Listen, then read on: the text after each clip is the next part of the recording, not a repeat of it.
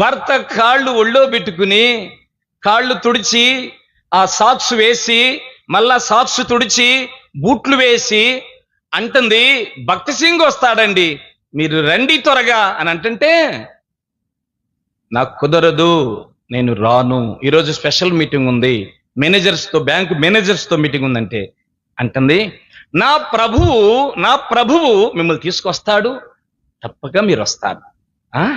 ఆ బూట్ కాలు ఒళ్ళో ఉంటే ఒక్క తన్ను తన్నంగానే ఈ చెంప అడుగున గట్టిగా ఉంటాయి. ఆ గట్టిగా చెంప కొట్టంగాలి, ఈ చెంప లేచిపోయి బ్లడ్ అంతా చీర మీద గారుతుంటే ఈ చెంపెట్టి పట్టుకుని మళ్ళా బూట్ కాలు ఒళ్ళో పెట్టుకుని అంటుంది, నా ప్రభువు మిమ్మల్ని తీసుకుని వస్తాడండి అంటుంది. సిగ్గు కూడా లేదు నీకని చెప్పి పైకి లేచినాడు. ఈలోపు వాళ్ళ అమ్మ వచ్చింది. ఏంటమ్మా ఈ చంపేంది, చీర రక్తమైంది అని అంటే,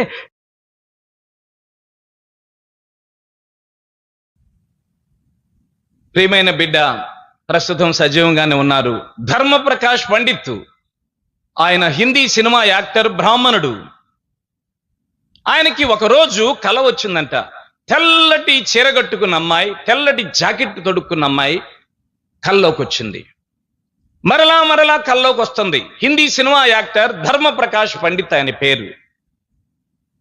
ఆ తర్వాత ఏం జరిగిందంటే, ఆయన వేరే దేశం వెళ్ళాడు. సినీ ఫీల్డ్లో అధికమైనవి నేర్చుకోవడానికి వెళ్ళాడు.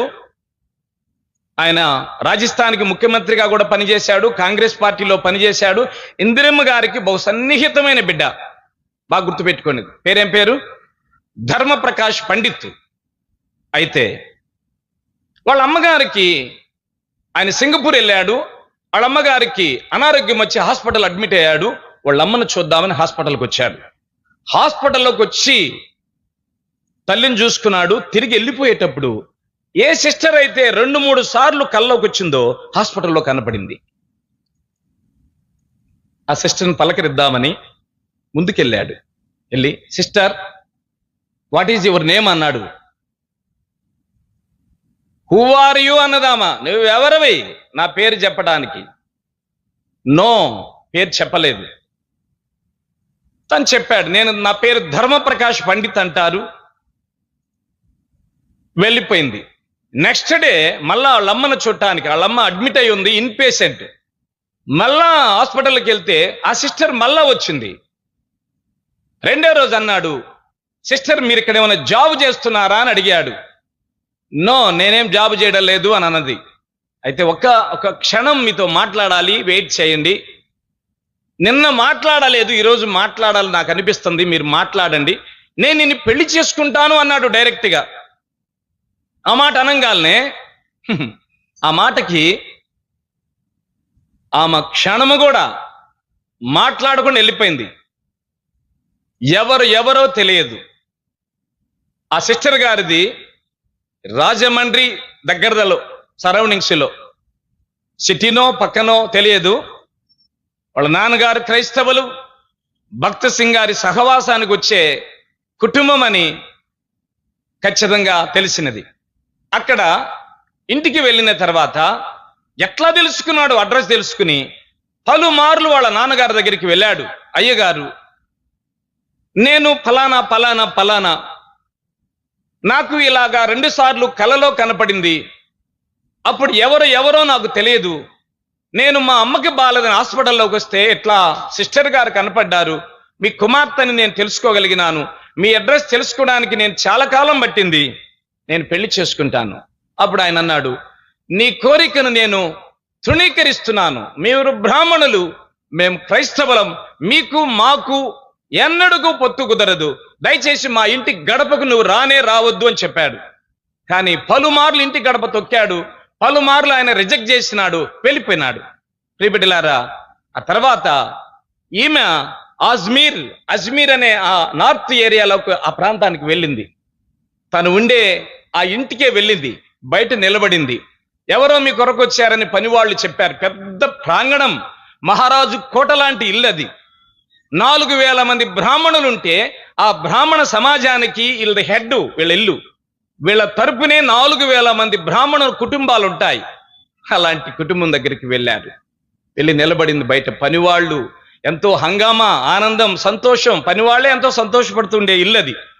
ఆమె వచ్చి నిలబడితే వచ్చారు అనగానే, లోపలికి రమ్మని అనగానే తను చూసి ఆశ్చర్యపోతాడు. ఆశ్చర్యపోయి, నేను పలుమార్లు మీ తండ్రి గారిని మీ గడప తొక్కాను, నన్ను మా ఇంటి గడపకి రావద్దని చెప్పాడు, నువ్వెలా ఇంత దూరం వచ్చావు? అప్పుడు ఆమె చెప్పింది, ప్రభు నన్ను పొమ్మన్నాడు, వివాహం చేసుకుంటాను. మీ తండ్రికి తల్లికి చెప్పారా? వాళ్ళు మొదట ఒప్పుకోలేదు, నేను వాళ్ళని ఒప్పించుకున్నాను. రిజిస్టర్ మ్యారేజ్ చేసుకుని ఇంట్లోకి రాగాలనే ఇంట్లో ఏమిరా మా పరువు తీసినావురా, ఇటువంటి సిస్టర్ని, ఆ కులములో సిస్టర్ని పెళ్లి చేసుకుని మా పరువును గంగలో కలిపినావు, రానే రావద్దు మా ఇంట్లోకి అని చెప్పి వాళ్ళు ఫాదరు వారి మదరు ఒప్పుకోలేదు. ఒప్పుకోకపోతే ఆడబిడ్డ ఉన్నది, వాళ్ళకి దేవుడిచ్చిన కృప చేత ఇంట్లోకి తీసుకుపోయినారు. ఫస్ట్ రోజు మోకరిచ్చి తెల్లారుజాము లేచి ప్రార్థన చేసింది, ప్రభువా సౌలు దగ్గరికి అననీయను పంపినట్టుగా నన్ను పంపావు. ప్రార్థన చేసింది. ఏం తీసుకొచ్చింది ఆమె ఇంట్లోకి చెప్పండి? లారీ సామాన్ తెచ్చిందా? 1,00,000 డబ్బు తెచ్చిందా? లేకపోతే జుట్టు తెచ్చిందా? వెంట్రుకలు? ఇంకోటి ఏంది మొదటిది? అందం. ఏమి తీసుకొచ్చింది? ఇంట్లోకి రావటం. ప్రేమ తెచ్చింది. ప్రభువా సౌలు ఇంట్లోనికి అననీయ వచ్చినట్లుగా సౌలు దగ్గరికి వచ్చాను ప్రభువా, నన్నెందుకు ఈ ఇంట్లోకి తెచ్చావో అది నెరవేర్చుకొని ప్రార్థన చేసుకున్నది. నెక్స్ట్ తెల్లారి పొద్దున్నే, మీ బంధువులు నా దగ్గరికి వస్తారేమో, వచ్చినే ఒక పూట ఉండి తినేది తినొచ్చు, తాగేది తాగొచ్చు, హ్యాపీగా వెళ్ళిపోండి, బట్ బైబిల్ ఇస్తే మాత్రం నేను ఒప్పుకోను.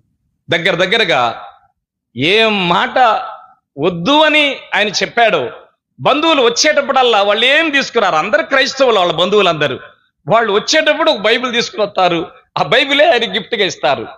ఆ బైబిల్తో ఎన్నిసార్లు ఆమెను కొట్టాడు. సరే, సుమారు 60 బైబిళ్ళు తీసుకొచ్చిస్తే 60 చించేసినాడు. ఏం తీసుకొచ్చింది ఇంట్లోకి? ఒకరోజు భక్త సింగ్ గారు వస్తున్నారండి, మీరు త్వరగా రండి, ఈరోజు మనము మీటింగ్కి వెళ్దామండి అని చెప్పి అడిగిద్ది. అప్పుడు ఏమని చెప్తా అడుగుతుందంటే, భర్త వెళ్ళేటప్పుడు ఒళ్ళో పెట్టుకుంది 2 కాళ్ళు, ప్రతిరోజు చేసే పని అదే. భర్త కాళ్ళు ఒళ్ళో పెట్టుకుని కాళ్ళు తుడిచి ఆ సాక్స్ వేసి మళ్ళా సాక్స్ తుడిచి బూట్లు వేసి అంటుంది, భక్త సింగ్ వస్తాడండి, మీరు రండి త్వరగా అని అంటుంటే, నాకు కుదరదు, నేను రాను, ఈరోజు స్పెషల్ మీటింగ్ ఉంది, మేనేజర్స్తో, బ్యాంకు మేనేజర్స్తో మీటింగ్ ఉందంటే అంటుంది, నా ప్రభువు మిమ్మల్ని తీసుకొస్తాడు, తప్పక మీరు వస్తారు. ఆ బూట్ కాలు ఒళ్ళో ఉంటే ఒక్క తన్నంగానే ఈ చెంప అడుగున గట్టిగా ఉంటాయి, ఆ గట్టిగా చెంప కొట్టంగాలి ఈ చెంప లేచిపోయి బ్లడ్ అంతా చీర మీద గారుతుంటే ఈ చెంపెట్టి పట్టుకుని మళ్ళా బూట్ కాలు ఒళ్ళో పెట్టుకుని అంటుంది, నా ప్రభువు మిమ్మల్ని తీసుకుని వస్తాడండి అంటుంది. సిగ్గు కూడా లేదు నీకని చెప్పి పైకి లేచినాడు.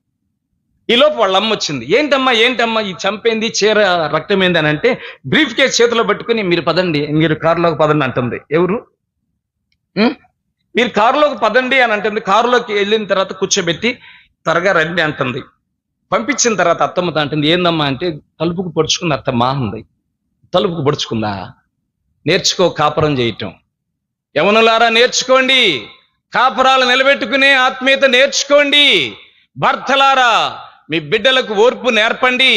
భార్యలారా, క్రైస్తవ తల్లులారా ప్రేమ నేర్పండి. ఇళ్లలోకి వెళ్ళేటప్పుడు ప్రేమ తీసుకుని పోయేటట్టుగా పంపండి, అప్పుడు కుటుంబాలు నిలబడతాయి. వాళ్ళమ్మంది, కోడలా నాకు తెలుసు కోడలా, నేను ఎప్పుడో నిన్ను అర్థం చేసుకున్నాను కోడలా, ఇంట్లోకి పద వైద్యం చేస్తానని వైద్యం చేసింది. చేసిన తర్వాత 4,000 మంది బ్రాహ్మణులు, ఒక్కొక్క ఇంట్లో అమ్మ మాట వెనకపోతే కూతుళ్ళు, అమ్మ మాట వెనకపోతే కొడుకులు, మోస్ట్లీ కూతుళ్ళు అనేవాళ్ళంట. ఒకసారి ఆ ఆశాక్క దగ్గరికి వెళ్ళండి, నేర్పుద్ది, నడక నేర్పిద్ది, ప్రేమ నేర్పిద్ది, భర్తకు లోబడటం నేర్పిద్ది. 4,000 బ్రాహ్మణ సమాజానికి ప్రేమ తత్వాన్ని నేర్పింది. ఎవరు? ధర్మప్రకాష్ పండిత్ గారి భార్య. ఏం తీసుకొచ్చింది? వస్తా దీన్ని ఏ ప్రేమ అంటారు చెప్పండి? మధురమైనది అంటారా? ఏమంటారు చెప్పండి? మీ భాషలో చెప్పండి. ఈరోజు మందిరాలకి ప్రేమ తీసుకుని వస్తున్నావా? నా హృదయం ఒక పక్క కోతగా ఉన్నది, ఒక పక్క ప్రేమతో నిండి ఉన్నది. ఈ రోజుల్లో మందిరాలకి ప్రేమ తీసుకుని రావడం లేదు. ఈ రోజుల్లో భర్తల దగ్గరికి ప్రేమతో రావడం లేదు, భార్యల దగ్గరికి ప్రేమ కలిగి ఉండడం లేదు. సంఘాలలో ఈ ప్రేమ లేదు, కుటుంబాలలో ఈ ప్రేమ లేదు, హృదయాలలో ఈ ప్రేమ లేదు.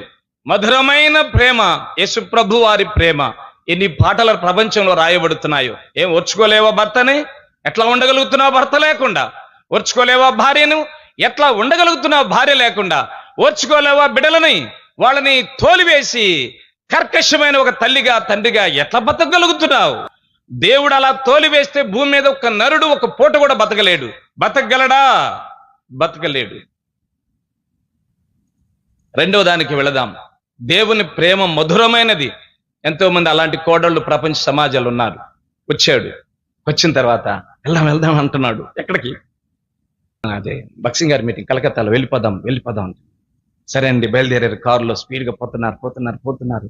వెళ్ళే తలకి బక్సింగ్ గారు వచ్చాడు, మీటింగ్ పెట్టాడు, వెళ్ళిపోయినాడు. అయ్యో, బక్సింగ్ గారు వెళ్ళిపోయినాడు. ఎంత బాధపడ్డాడు. తర్వాత ముంబై బక్సింగ్ గారు వస్తే ముంబై వెళ్దామని ఆశ కలిగింది ఈయనకి. ప్రభు బిడ్డల తర్వాత పాప క్షమాపణ పొందుతాడు, ఆత్మీయుడవుతాడు, ప్రభు భక్తుడవుతాడు. అది బక్సింగ్ గారిని కలుసుకుని నిన్న ఒక రోజు కలకత్తాలో కలుసుకోవాల్సింది, నేను కలుసుకోలేకపోయా. నా భార్య పుణ్యమంట ఈరోజు నీ ముంబైలో కలుసుకున్నాను. బక్సింగ్ గారితో ముఖాముఖి మాట్లాడినాడు. బక్సింగ్ గారి దగ్గర బాప్తిజం తీసుకున్నాడు. అలాగా ప్రస్తుతం భార్యాభర్తలు ఇద్దరు కూడా నార్త్ ఇండియాలో ప్రభు సేవ, దేవుని సేవ, గొప్ప సేవ, ఘనమైన సేవ చేస్తున్నారు. ప్రేమ ఏమిటి? దేవుడి ప్రేమ చెప్పండి. మధురమైనది. నీకు కూడా ప్రేమ ఉందండి? నీ భర్తను ఓర్చుకోగలవా? నీ బిడ్డలను ఓర్చుకోగలవా? నీ పిల్లల్ని ఓర్చుకోగలవా? మీ అత్తమ్మలు మామయ్యలను బాగా చూసుకోగలవా? మధురమైన ప్రేమ, ఘనమైన ప్రేమ. అలాంటి వాళ్ళు ఈ ప్రపంచంలో ఎంతో మంది చెదిరి ఉన్నారు. వాళ్ళ ద్వారా కుటుంబాలు కట్టబడుతున్నాయి, వాళ్ళ ద్వారా సంఘాలు కట్టబడుతున్నాయి, వాళ్ళ ద్వారా ప్రేమ కలిగి అనేకులను ఆశీర్వాదకరంగా సన్మార్గంలో నడిపించుకోగలుగుతున్నారు. వారి ప్రేమ చేత ఆశీర్వాదంలోకి వచ్చినారు. ఎందుకు మధురమైన ప్రేమ అంటే 3 రీజన్స్ చెప్పినాను. మొదటి రీజన్ ఏంటి? గాస్పల్ తీసుకొచ్చింది ప్రేమ వలన. రెండవది, ప్రేమ వలన పాపాలు క్షమించబడుతున్నాయి. మూడవది, ప్రేమ వలన పరిశుద్ధాత్మ దేవుడు మనలోనికి వస్తున్నాడు. వచ్చేవాడు మామూలుగా రావడల్లా ఏం తీసుకొస్తున్నాడు? ప్రేమ తీసుకుని వస్తున్నాడు. కనుక మనకు ఇళ్లలోకి వచ్చి అల్లుళ్ళు గాని కోడళ్ళు గాని ప్రేమ కలిగిన వాళ్ళు రావాలని ప్రార్థన చేసుకోనంటే మీ కుటుంబాలు పునీతనం. మీ సమాజాల్లో 4,000, 8,000 ఎన్ని వేల మంది ఉన్నారో ఆ వేలాది మందిని కాపాడే ఆత్మీయులు మీ ఇంట్లోకి వస్తారని దేవుని మహిమార్థమై జ్ఞాపకం చేయాలని ఆశిస్తూ జ్ఞాపకం చేస్తూ ఉంటున్నాను. రెండవది పరమగీతము